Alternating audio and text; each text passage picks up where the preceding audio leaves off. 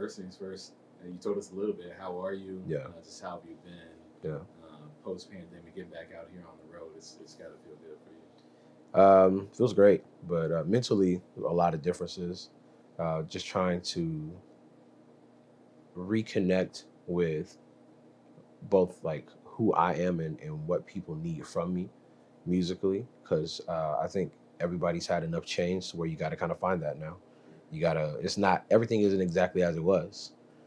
From streams to sales to whatever it is, like you need to find that path all over again.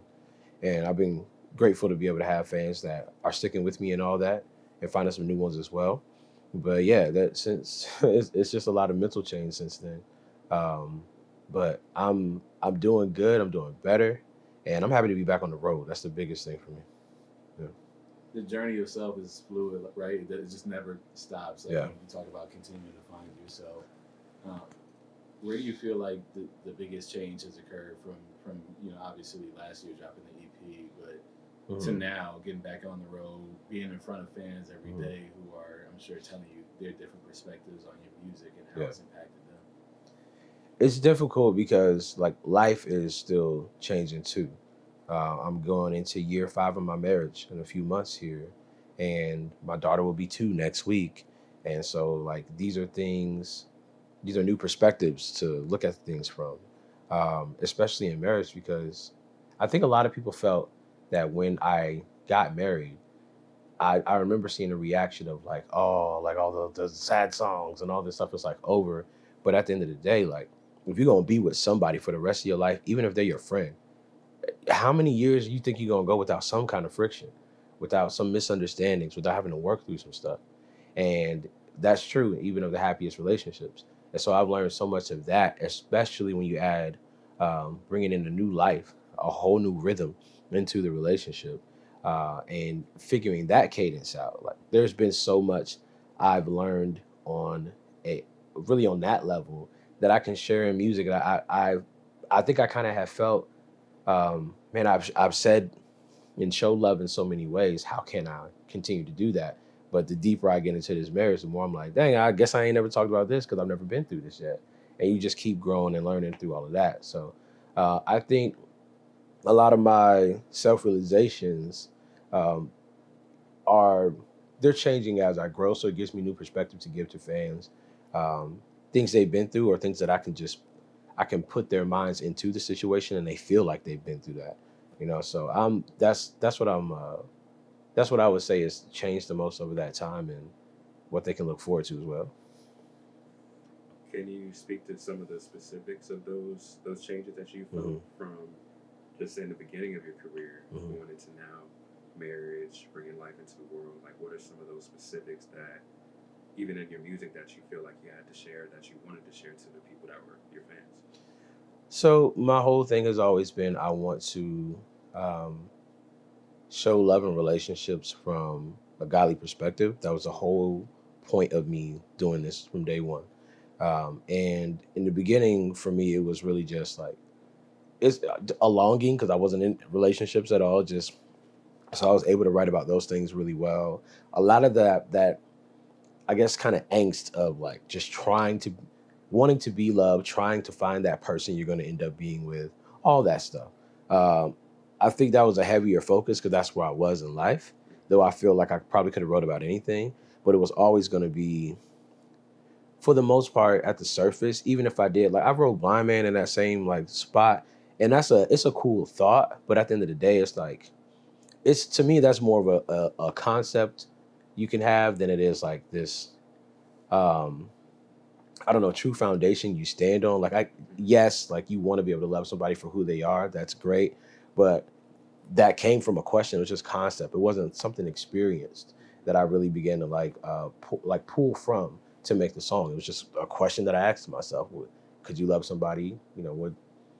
Would you rather love somebody knowing everything and seeing everything wrong about them, or would you be blind and you can't see any of the things that maybe you would find unattractive or anything like that, but you know the person, you love the person? And I just messed with that concept, right?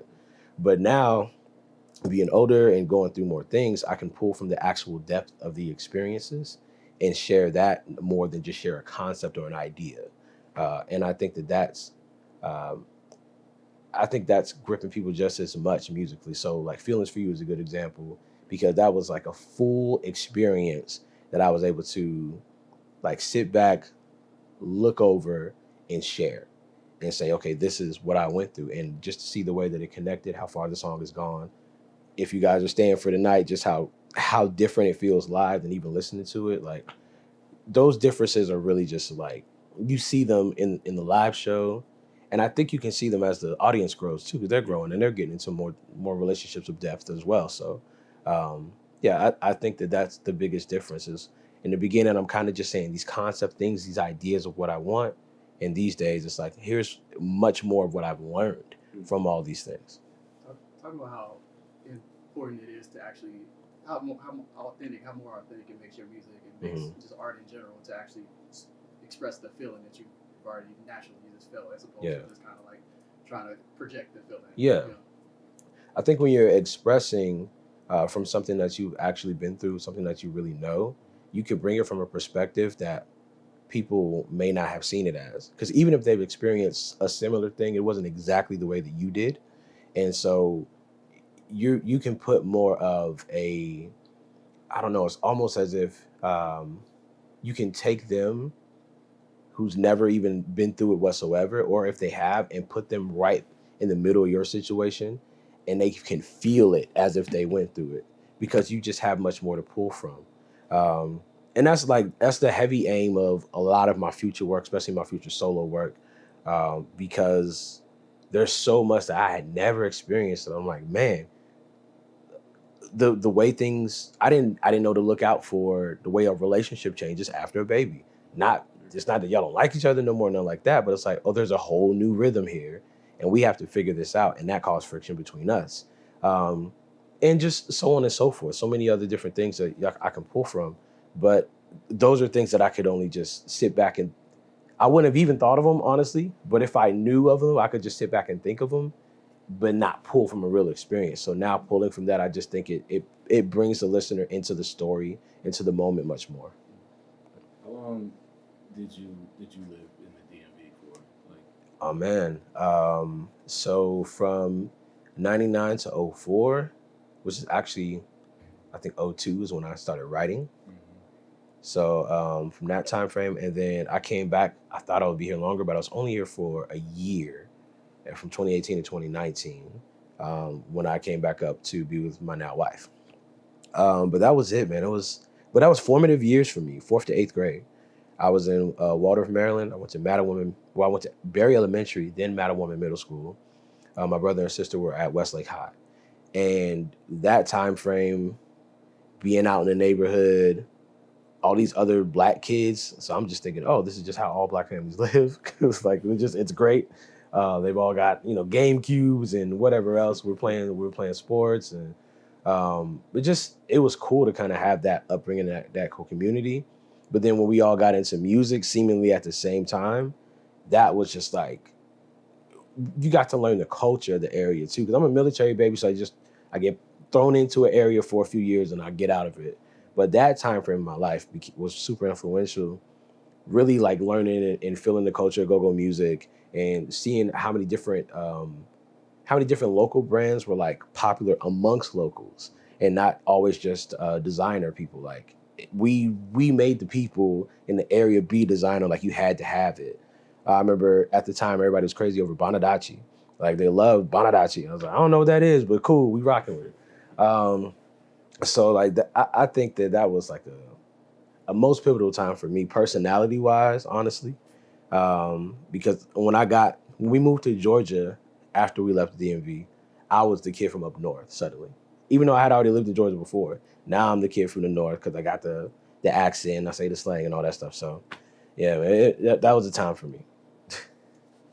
You think about it tonight, I mean, you've gone from the smallest of venues to now you're at the Howard Theater at Buckhead last night. Just when you think about your journey to this point and doing it with one of your best friends, having your community close to you, just how does that make you feel upon reflection?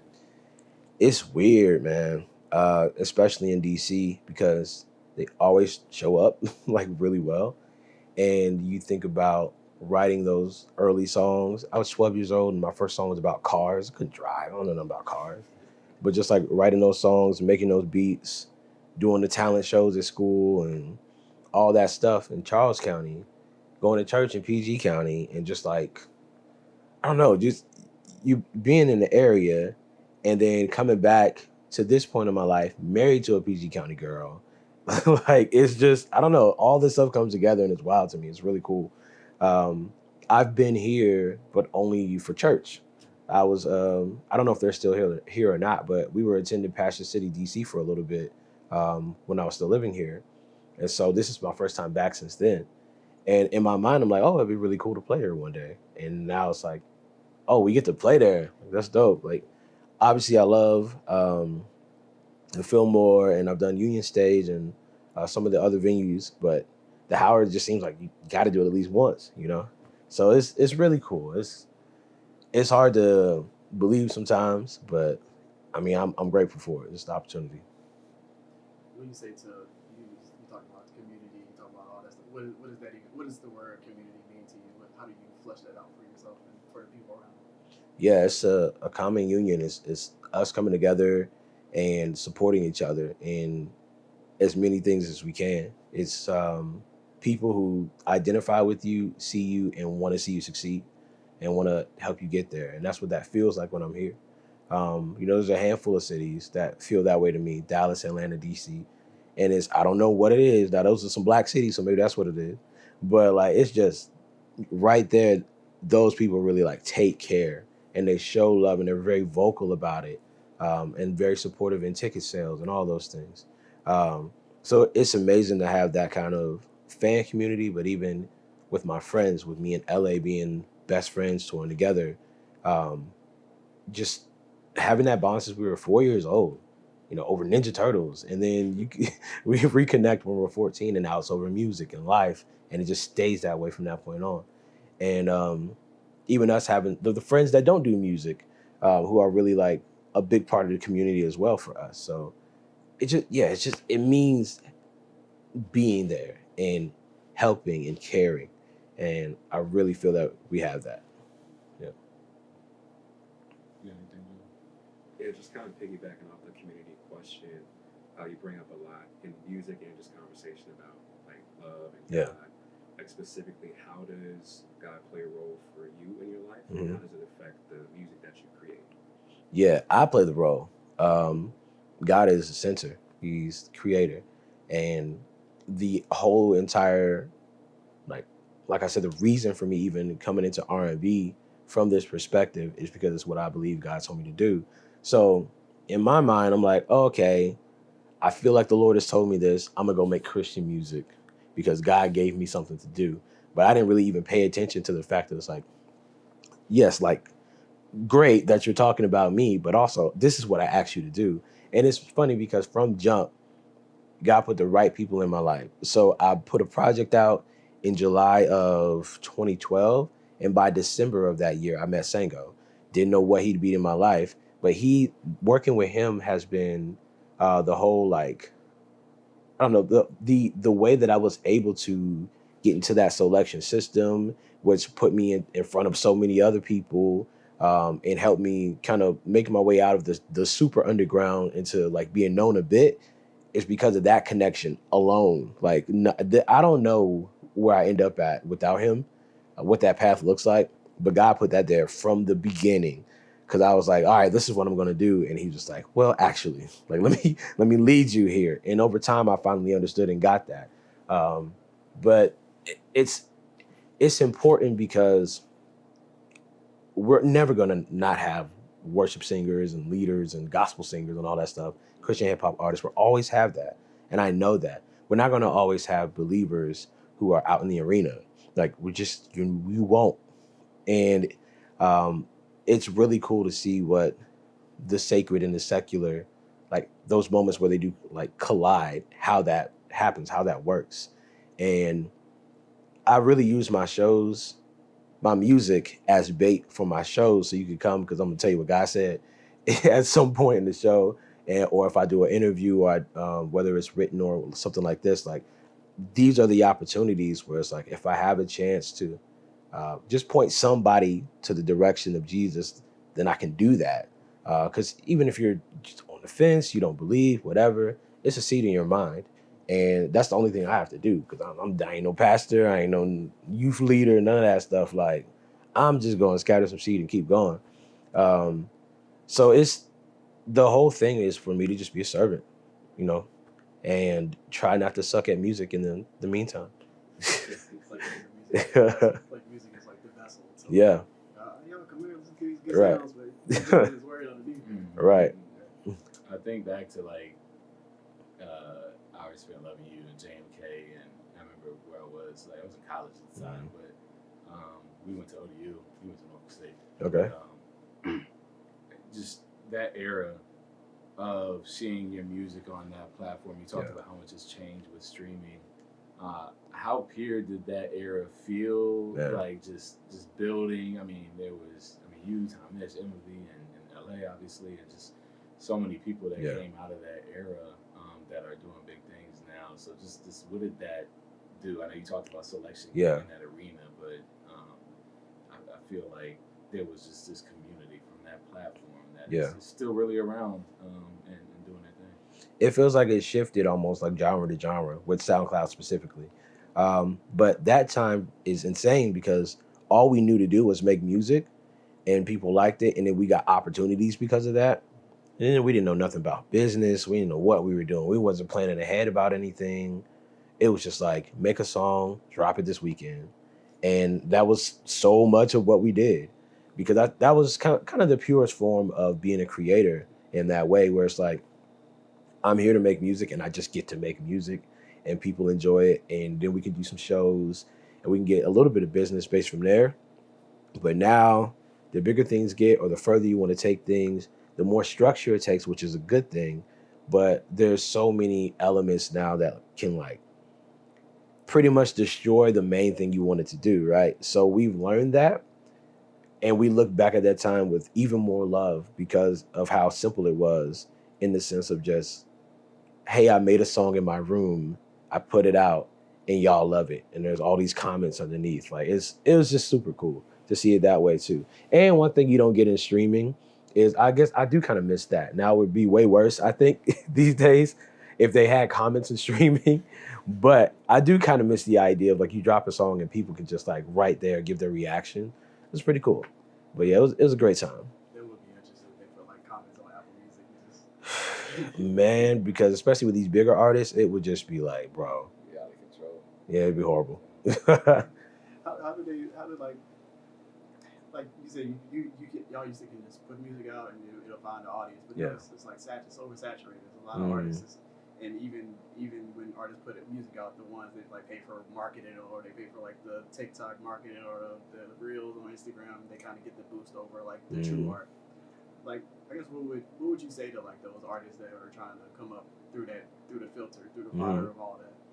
I do still feel like there's always a place for it. We may not all get to, I guess, the highest levels of where we will dream to be, but is the dream to be this major star, or is it to affect people, to impact people? And it's just a recalibration of your mind at that point to say, okay, am I successful in this manner? Like having Grammys and doing arenas and all that would be great. It'd be amazing. Having a song go viral and whatever, all that stuff would be amazing. Cool. But do you have people who consistently listen to you and love you? And even if you don't yet, are you working toward that? Are you building that? And if you're doing that, like, just keep going. You know what I mean? Especially because eventually it'll keep growing and you'll be like, oh, cool. Like, music paid this bill this month. Music paid these bills this month. Music bought me a house. Like, it's just like, it just keeps going. So you have to keep your eye on the real prize, which is like the impact more than it is the number. I think the best example of that is LaRussell, because LaRussell's, I don't think he's ever had more monthly listeners than me. He definitely got more money than me, and he got locked in fans. And he just focuses in on them, because it's not about all those other metrics. It's not. That's just one way to say who listened to you, or how many playlists you might have been on that month, or anything like that, right? It doesn't say impact.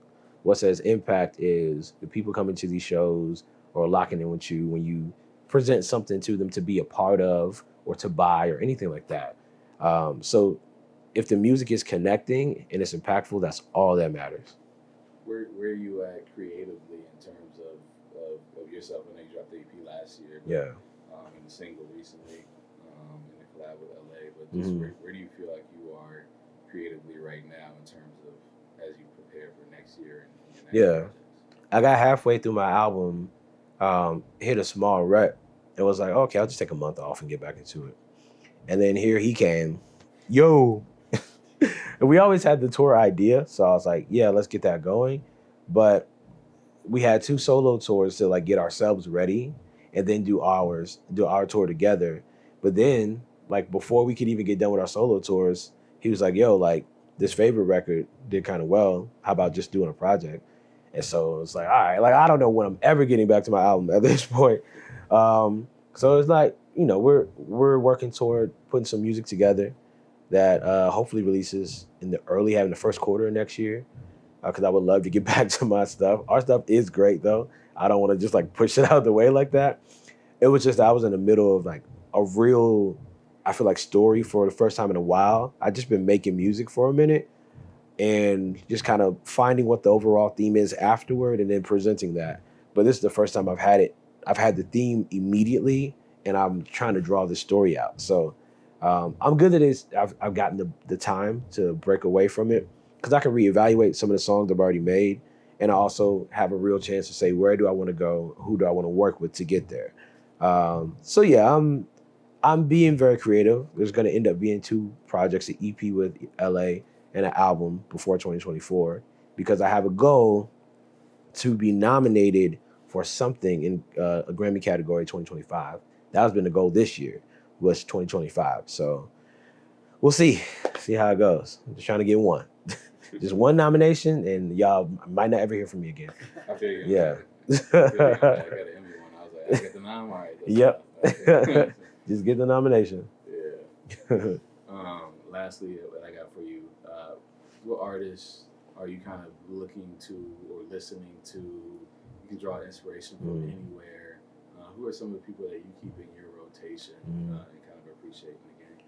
Right now, my favorite song is by Naomi Sharon. It's called Myrrh. That song just got me. It's just beautiful, absolutely beautiful. One of my other favorite songs I had on my story the other day is by Gareth Duncan. I think I'm saying his name right. Yeah. Gareth is incredible. Yeah, just that album. Yeah, he's just really good. Who else am I just like listening to off the random? It's actually one of my favorites this year, though. Yeah. That was. He was. It's like, wow, he came out the gates like. Right. Like, you just this good. And what were you doing before this? Like, what? Anyway, it bothers me you're this good. I can't think, right? Because those are just what I've been playing the most, even on the road. And I listen to, like, podcasts way more than music these days for the moment because I've been trying to, like, a little bit detach so that I can, like, at some point lock back in musically. Dang, I want to say at least one more, though. Who? Somebody, I don't want to say like a big name. They already got all the love. You know, do I have my phone? Let me look. I need to look at my library because that's helpful. So, Naomi Sharon, Gareth Duncan. Off the record, are you Apple Music or Spotify? I'm both. Both? Now, Apple Music is my core because I've had it for so long. It has everything I've ever liked on there. But I got Spotify because I didn't like that my Apple Music Wrapped kept having a bunch of baby music in it from last year. So I was like, we're going to put y'all on Spotify. I wanted to see what I was actually listening to. What was it? Gracie's Corner was #1 last year. And I was like, I can't have that. I can't have it. The album that I like most loved recently was Cautious Clay, his jazz album, the Carpe. Oh man, he went really crazy on that one. But let me give a shout out to, this will be my last one. I'll give a shout out to my homie. His name is Chris Teague. He put a EP out called Valuable. He is a phenomenal, like straight up R&B. That's him. He's R&B. But he's super low key, super humble, and full of talent. So Chris Teague, man. Check them out. Yeah. Cool, man. Appreciate your time. Of course. Thank y'all. Before This you is get up, great. can we get you? Can we get you to say, "What's up, y'all? This is Xavier Omär, and you locked in with PlusNTrust." PlusNTrust. PlusNTrust, yes sir. Ready? What's up, y'all? It's Xavier Omär, and you're locked in with PlusNTrust.